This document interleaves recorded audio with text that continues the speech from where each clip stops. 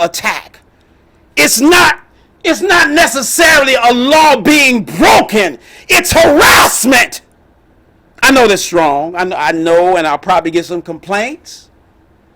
But all of my experiences, more than 95%, was a cosmopolitan officer. Cosmopolitan? Okay. Okay, let me explain. Back in the day when I was growing up, they had two types of magazines. One was called the Cosmopolitan, and one was called either Essence or Jet. Do I need to go deeper? Do I need to go deeper? Well, for those that are saying that I can't hear, go deeper. Cosmopolitan, to my understanding, was more geared toward those that weren't the color that I am. The Jet magazine, however, or Essence, or the other ones of that nature, Ebony, was related to the color that I am. So in order to be genteel or gentle in my discussions about differences, when I'm talking about those that aren't me, I say cosmopolitan. And when I'm talking about ourselves, I either won't say anything or I'll say Jet. Got me? Back to the story. The subject on today, subjugated no more. Some of you are being conquered, dominated, oppressed, and at times overcome because of the toxic relationship that you're in. Let me look at the TV. Let me look up at the ceiling. Let me look at my feet.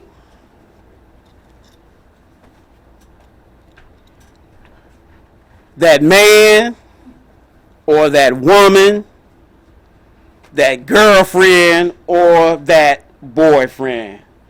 What do I mean about toxic relationship? I wrote something down because I did a research on toxic relationship, and something came up under verywellmind.com.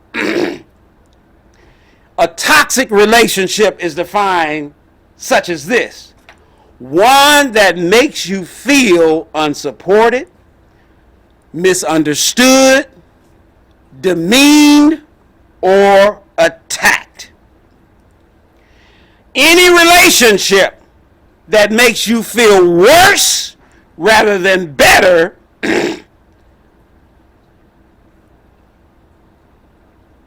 has the eventuality of becoming toxic. Toxic, toxic, toxic. Toxicity not only happens in relationships. Some of the jobs we work on are toxic, toxic, toxic. It's either because of the working conditions, or it's either because of people you work with. But God is saying on today, subjugation no more. Subjugated no more. None of that. It's time for change. We want to move forward. We want to move ahead. We want to prosper. We want to grow. We want to evolve positively. Then you have to come to the knowledge of the truth and know that it's time for change. If it's a relationship that you cherish, then maybe it's time to seek professional help to get some resolutions. Now, if there's abuse, if there's physical attacks, you might need to do more. There might be seasons of separation. I'm not telling nobody to walk away. But use your discernment. Use judgment. Don't stay there and get your head beat in. Subjugated no more. That's the subject. In the workplace, I remember, Renee, here's a sidebar. I remember. This place wasn't necessarily toxic. But I think they wanted to file me under subjugation. They wanted me under their thumb. They put pressure on me. I don't want to name the name of the company that caused problems. But it was a retail store. I happened to be the manager at the time. And unbeknownst to me, they wanted to fine-tune my staff. Well, Charles, what do you mean? What do you mean? Well, I went to work on this particular day, and I noticed I was a number of heads less. And I was like, well, what's going on? Now, mind you, most of the jobs I go on, I give them what I have to give and sometimes more. I give them my best because I want that type of response based on what I give. But I looked around and I was like, well, where's this one or where's that one? So I called up the area manager and I was like, listen. I was like, well, what's going on? And he went on to say he felt like that, they needed to make some internal changes and I was like, but I almost said the person's name. Can I just be me, y'all? I'm talking about subjugated no more. No more. Enough! I said, listen.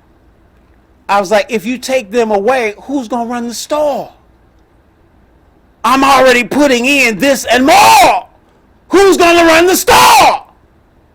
And he said, well, Charles, we thought this was the best move. And, they're looking at savings. They're looking at the forecast ahead. Again, I would have been willing to give them the benefit of the doubt if he had said, Charles, we need to meet. There's something I want to discuss. There's some changes. But there was none of that. And I'm going to say again, he wasn't jet. How about that? So I said to him, if that's your stance, I said, as of today, I am resigning. And he said, Charles, why? Well, you know why. You just told me why. I put the time in. This ain't a job where I've been at 1 year. I've been there for a few years already. And you just gonna cut my staff and not say anything? No. And when he couldn't persuade me with words, he said, well, he tried to throw guilt on me. He said, it's 2 weeks before Christmas. I said, I know. He said, who quits a job 2 weeks before Christmas? I said, I don't know, but I'm gone. And that's the way I felt about it. I would have been no good to him, any of the customers, or any of the co-workers in that atmosphere. Because I felt wronged after having put all in. It didn't even stop there. My wife told me later, she got a call from my supervisor. It's like, your husband, Charles, he quit his job. Why? No!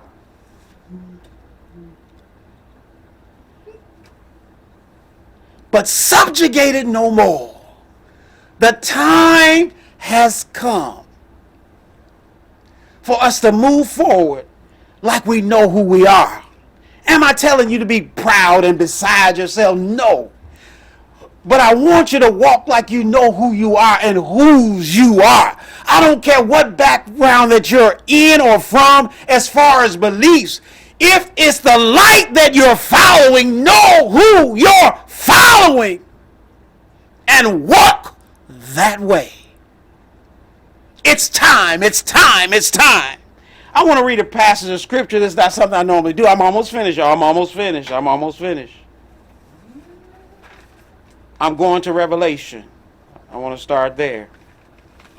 Where's my A page? My A page. And it reads this. It says, and I heard a loud voice saying in heaven, now is come salvation. Oh, I could just muse right there. Oh, salvation, salvation, salvation. Now is come salvation.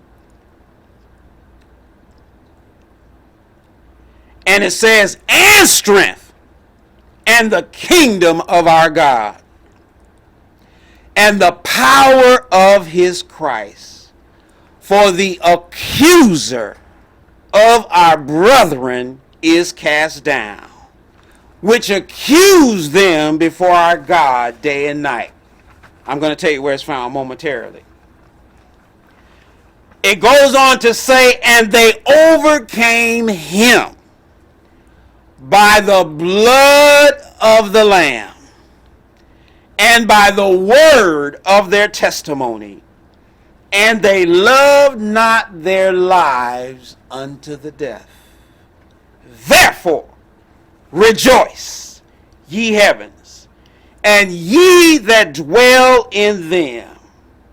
Woe to the inhabitants of the earth and of the sea, for the devil is come down unto you, having great wrath, because he knoweth that he hath but a short time. Let me tell y'all something. The days and times that we're living in, those of us that are following our North Node, those of us that are seeking the light, those of us that are placing ourselves under the shadow of the Almighty, you are a marked target. I don't say that to scare you. Because I wrote down, I was waiting for my wife to come back from taking our grandson to the hospital. And I was pondering some scriptures, and I came across one that kind of rattled me in a positive way. In Psalms 18:29, it says this, for by our God we run through troops, and we leap over walls. Hear this, and saying, touch not mine anointed, and do my prophet no harm. Here's another thing. I don't want to jump too much. I'm just going to file these pages because I could go on. But here's the bottom line. You are special. Those of us that follow after righteousness and have the fear of God in their hearts are accepted by God. You are special. You are his chosen. You are his called. God is not going to leave anybody out. When I look at this shield, Renee, that we created, we designed, I put on there, we have the symbol representing the wheat. We have a symbol representing the tares or weeds.